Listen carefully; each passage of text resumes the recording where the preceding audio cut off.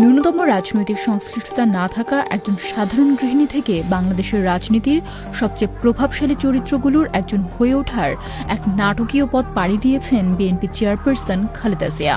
নিজে যতবার সংসদ নির্বাচনে অংশ নিয়েছেন, প্রতিবারই পেয়েছেন জয়। 1981 সালের এক সামরিক অভ্যুত্থানে দলটির প্রতিষ্ঠাতা ও তৎকালীন রাষ্ট্রপতি জিয়াউর রহমানের মৃত্যুর পর নেতৃত্বের শূন্যতা আর দলীয় ভাঙন ঠেকাতে তার স্ত্রী খালেদা জিয়াকে রাজনীতিতে আনার পরিকল্পনা করা হয়, যদিও জিয়াউর রহমান কখনোই তার পরিবারকে রাজনীতিতে সম্পৃক্ত করেননি।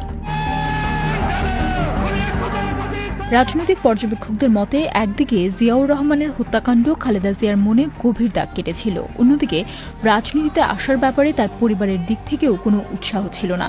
যদিও পরেই বিএনপির সিনিয়র কয়েকজন নেতার পরামর্শ আর অনুরোধে 1982 সালের জানুয়ারিতে রাজনীতিতে আসেন খালেদা জিয়া।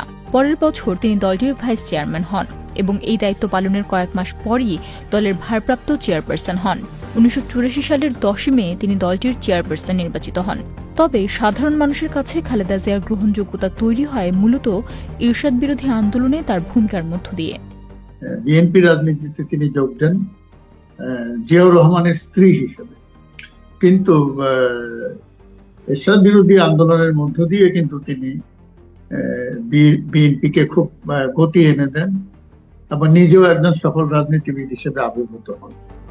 সামরিক শাসক এরশাদের বিরুদ্ধে প্রায় 10 বছর ধরে চলা আন্দোলনে নিজের অবস্থানে অনড় থাকার কারণে পান আপোষহীন নেতার তকমা।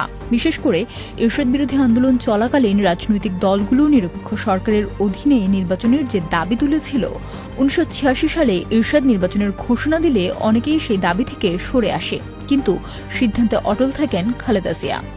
তিনি সেই নির্বাচনকে বর্জন করলেন এবং তিনি বললেন যে এরশাদের অধীনে আমি কোন নির্বাচনে যাব। তো তার এই যে ধারাবাহিক যে তার ভূমিকাটা, এইটা তাকে তার ভাবমূর্তি গড়ে তুলতে খুব সাহায্য করেছে এবং সাধারণ মানুষের চোখে তিনি হয়ে উঠেছেন একজন সংগ্রামী আপোষহীন নেতা।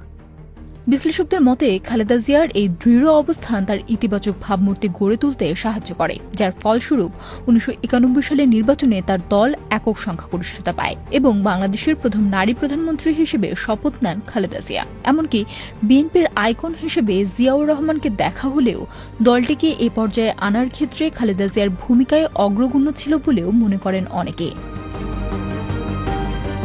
Tanha Tasnim, BBC news Bangla.